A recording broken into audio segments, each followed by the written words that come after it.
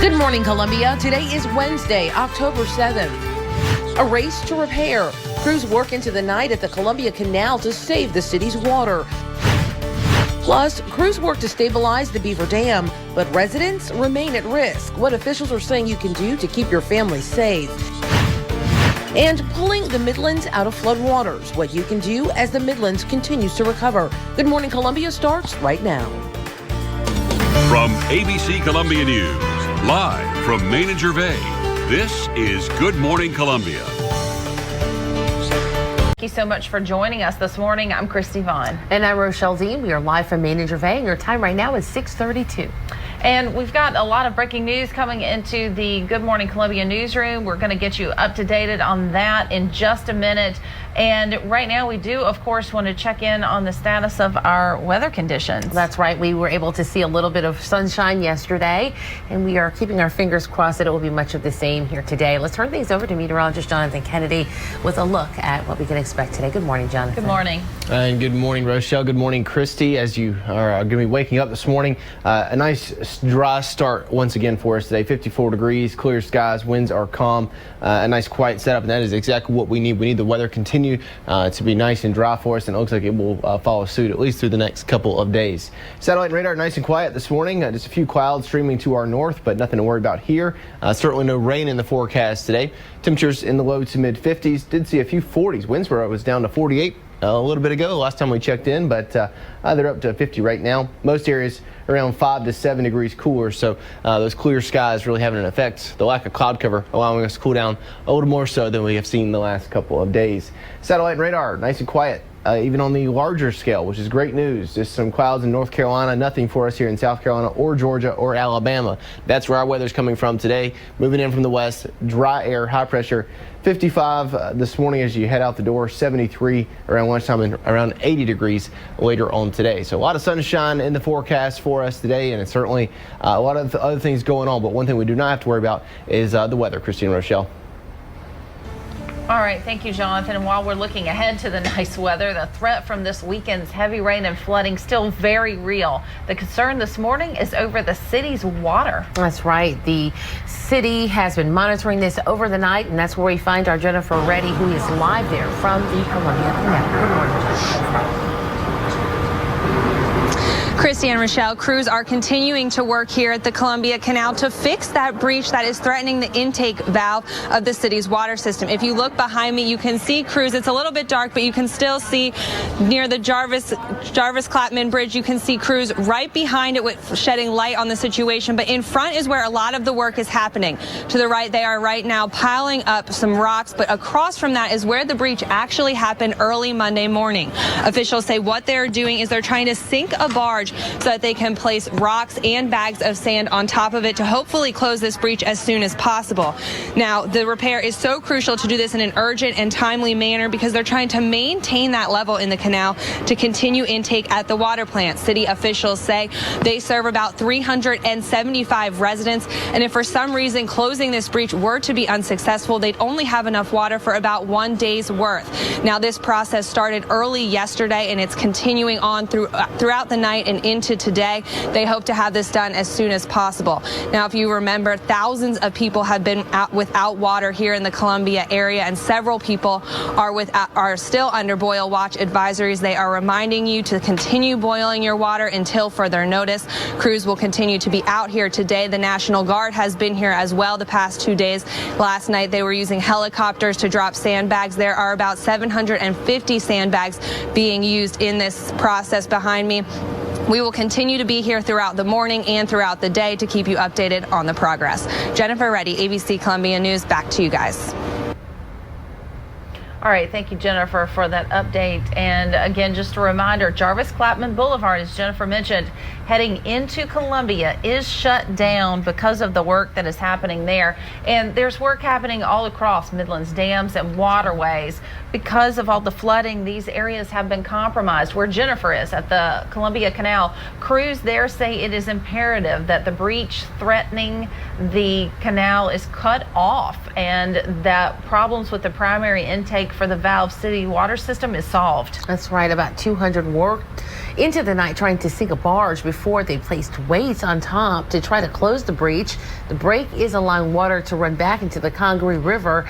It was not an issue earlier in the week when the river was raging, but now that it is slowing down at the canal, it is at risk of getting too low.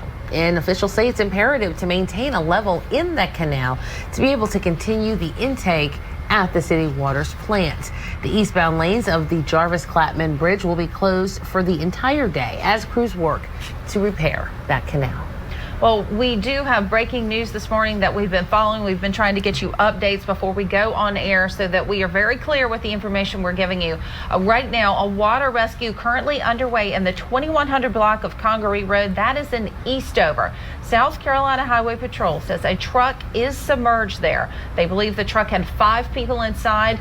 3 people luckily were able to get out, but 2 right now are still missing.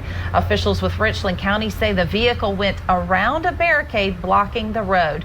Right now, divers are in the water searching for those 2 missing people. We have a crew on the scene and we will bring you more details as they become available, but just take caution around the 2100 block of Congaree Road.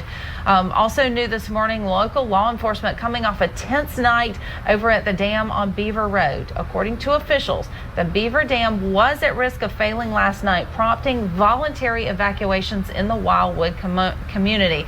This morning, I just got off the phone with Lieutenant Curtis Wilson with the Richland County Sheriff's Department, who says the dam is now at a critical point. Officials are urging those who are below the dam to leave. Crews are working with rocks and anything they can, sandbags, to fill the hole and stop the water from flowing and deteriorating the dam. Still, though, officials are strongly urging people living in that area to evacuate to AC Flora High School, especially if you live within a half-mile radius south of the dam. But I do want to be clear. I did ask Curtis Wilson with Richland County, Rochelle, is this voluntary or mandatory? He says right now, voluntary. The dam is at a critical point. They are urging people to leave their homes to seek higher ground, but they have not issued a mandatory evacuation there. So not forcing people out of their homes, but rather suggesting it.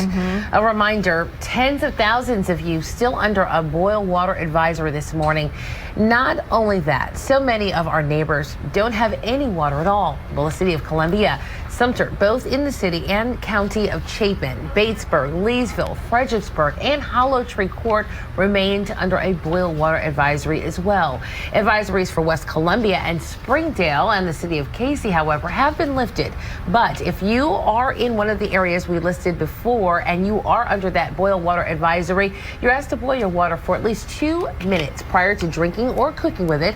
Throw out ice cubes that come from the ice maker from before that flood, and officials say you can bathe in the water, you can shave in the water, you can wash your clothes in it, but do not wash your dishes in it until that advisory has been lifted. And we also have an update of the places that you can go to get water if you're still in need of it. The Old Belt parking lot at Dutch Square Mall, Midland Shopping Center, which is just off of Two Notch Road, the former Sam's parking lot on Sunset Drive, and the Walmart on Forest Drive, all open at 8:30 this morning and will be handing out water until 6:30 this evening.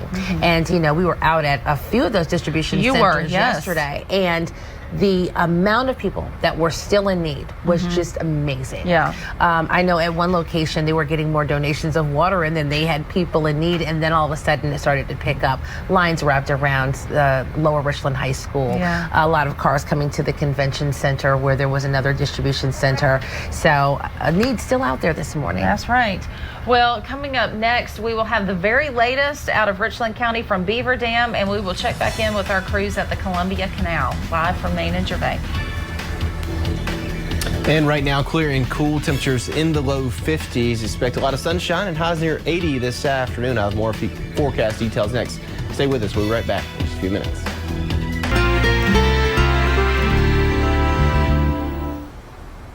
.643 on your Wednesday morning.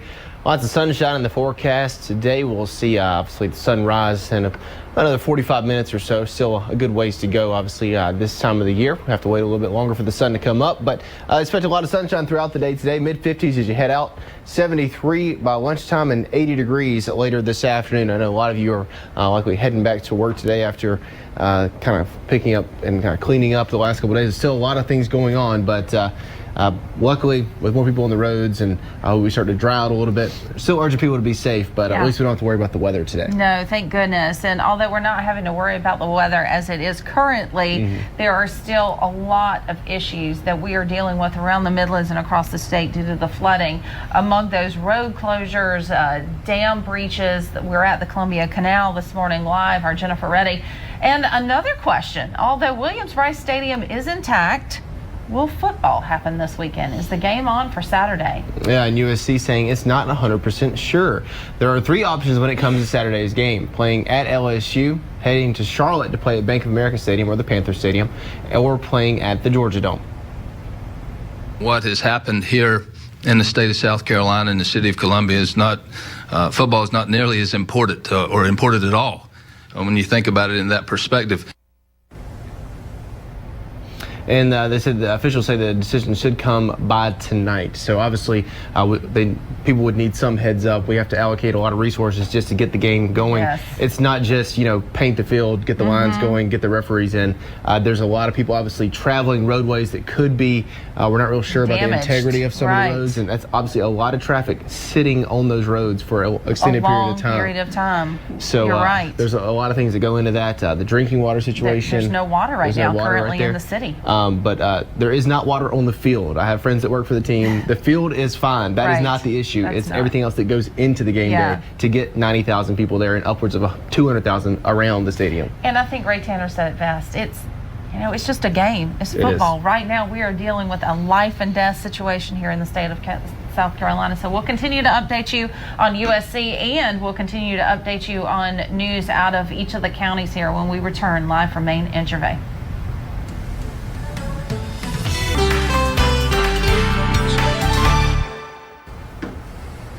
Welcome back here to Good Morning Columbia. Still hundreds this morning are unable to return to their homes, and tens of thousands are without water. That's right. Governor Nikki Haley updated the state's recovery efforts just yesterday. She says that's because the sun is shining in South Carolina does not mean that we are out of the woods just yet. 8 of the state's 46 counties, including Lexington, Orangeburg, and Richland, have all been declared federal disaster areas, allowing individuals to qualify for FEMA assistance. There was word out there that certain counties were included in that and not. Let's be clear. This is about addition. This is not about subtraction. So every county has the ability to add on to that list.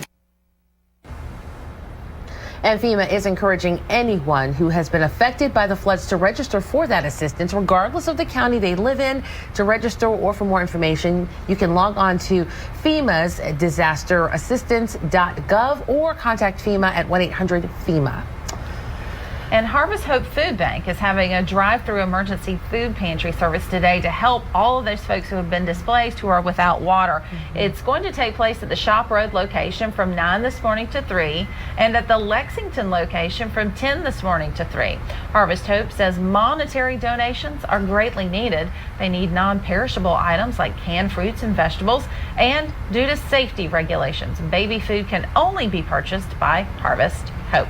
That's right. Well, Publix grocery stores also trying to pitch in and do what they can to help. They've established a program for customers to make direct donations to the flood recovery efforts. That's right. Customers, here's how you can help. You may donate any amount by adding it to your grocery total when checking out.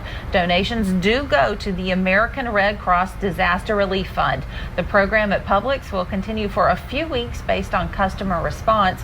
Publix, by the way, has already made a separate donation of $100,000. And in addition, Kroger grocery store making efforts to support the American Red Cross for disaster relief. Kroger is encouraging customers to round up their purchases to the nearest dollar. For example, a purchase of $9.02 would round up to $10 by donating 98 cents. Kroger is also giving customers the option to make a higher donation at those cash registers. So as you get ready to check out, want to round up, that's fine. right. If you want to say, I'd like to give more, then you can do that as well. But every little bit helps. Every little bit helps, and it's good to see all the overwhelming support here for the flood victims in our state. And still to come, we've got continued team coverage of this historic flooding. That's right. We're going to take another live look from the Columbia Canal. Stay with us. We're live from Manager Bay.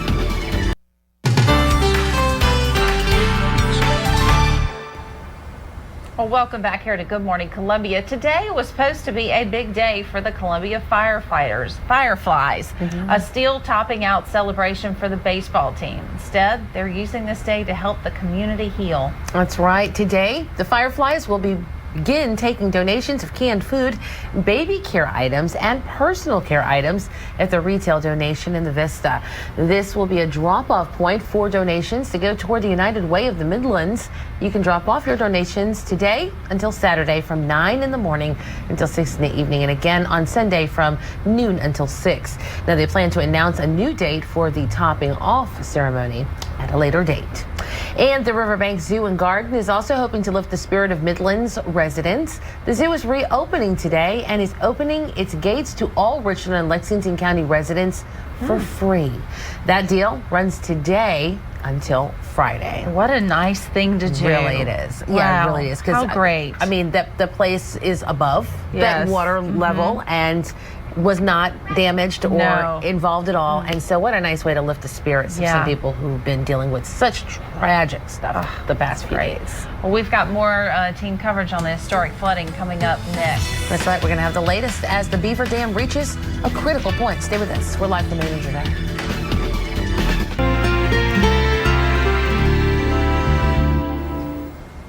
We'll stick with the sunshine today. Look for highs near 80 with the sunshine through the rest of the week. Do have a chance of rain on Saturday, but quickly back to the sunshine and cooler temperatures after that.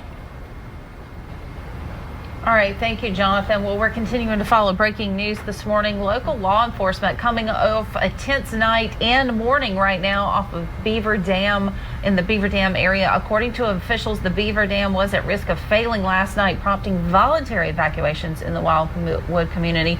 But this morning, officials say the Beaver Dam is at a critical point. They are urging people living in that area to evacuate. They are saying you need to get out, you need to seek shelter immediately, especially if you live within a half-mile radius south of the dam. Some of those roads include Beaver Dam Road, North and West Sweetbriar Lane, Miles Road, Gate Post Lane, Silver Lake Road. Again, if you're in the Beaver Dam area, seek higher ground now.